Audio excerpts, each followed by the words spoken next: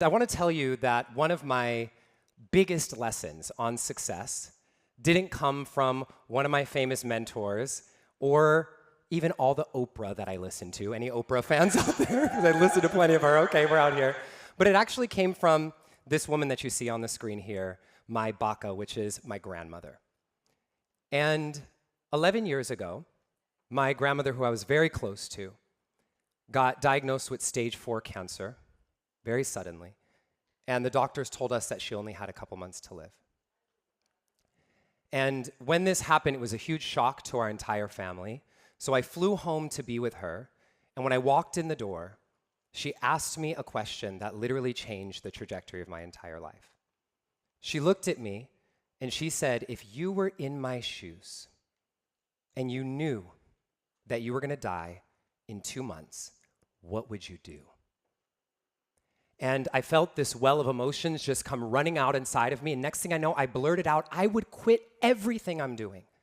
I would quit my big marketing job. I would quit all of it. And I would do music.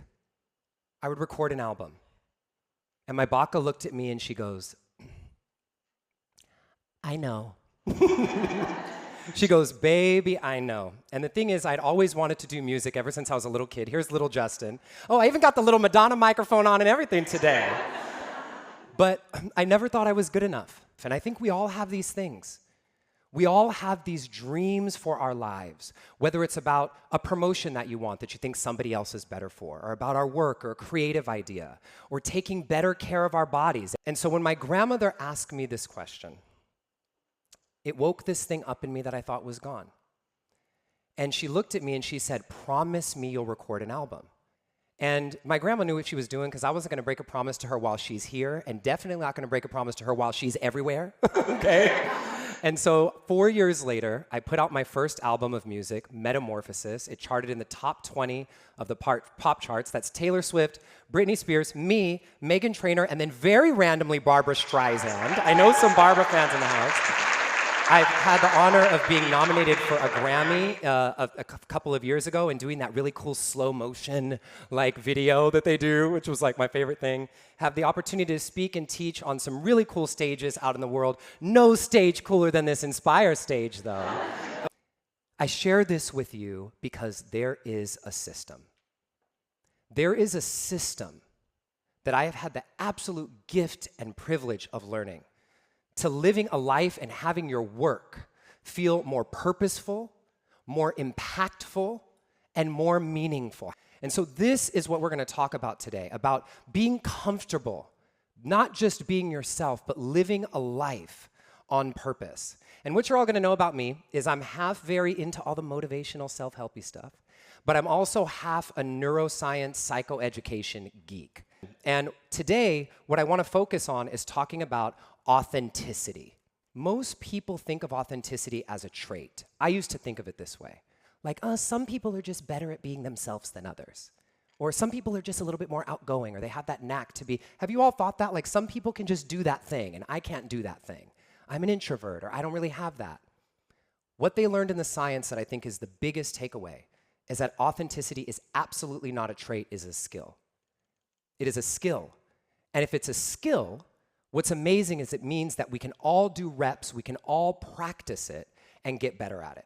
So today, we're gonna do some skills. We're going into the authenticity gym, okay? Because I am a musician, I'm gonna sing a couple songs to you all up here today. And so I'll show you how these skills work in song as well. Are you ready for the first skill? Yes? All right, so skill number 1 is to bring background conversations to the foreground. How many of y'all have heard of the phenomenon called the meeting that happens after the meeting? You know what I'm talking about?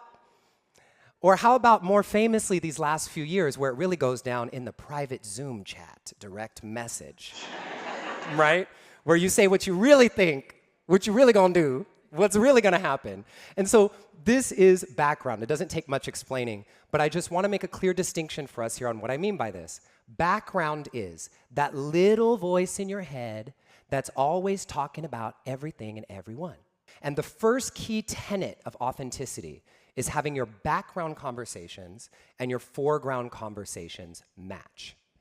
I want to illustrate this point with a song. And it's by an artist who I have a feeling you're not going to expect to be like the shining image of authenticity and trust. It is by the illustrious Britney Spears. There are two background conversations happening in this song at the same time. And I want you to listen to see if you can spot both background conversations that show up.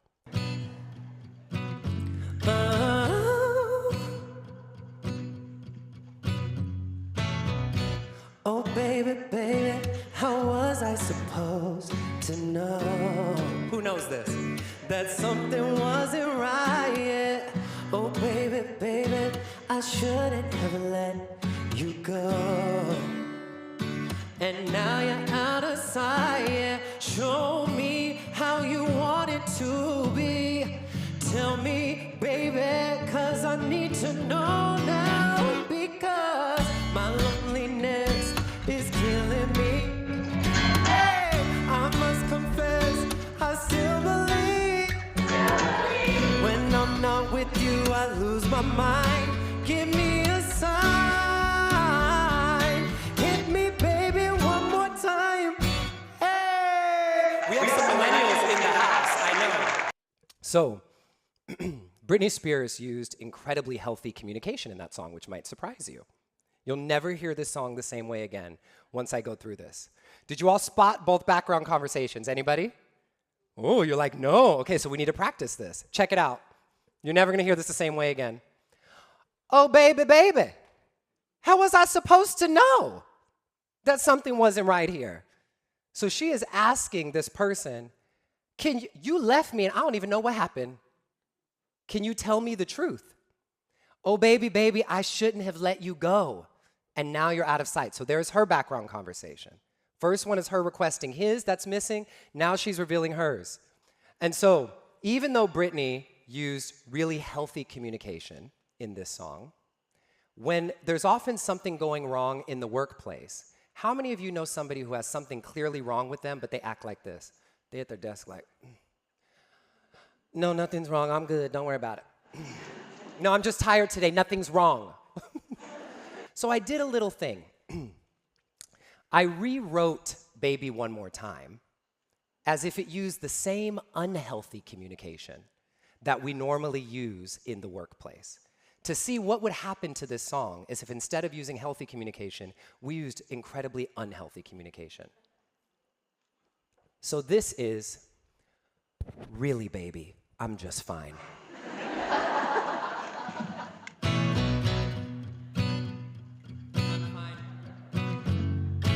Nothing's wrong with me, I promise I'm fine.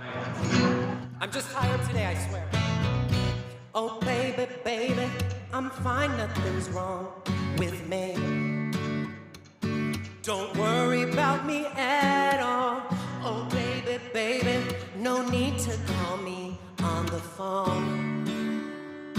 It's not like I've been waiting, promise, I'm just tired, you see. Nothing's wrong, everything is okay now, don't you see? I'm perfectly alright, you see. I don't confess, it's all routine. Not like I've been losing sleep at night or anything. I'm doing fine.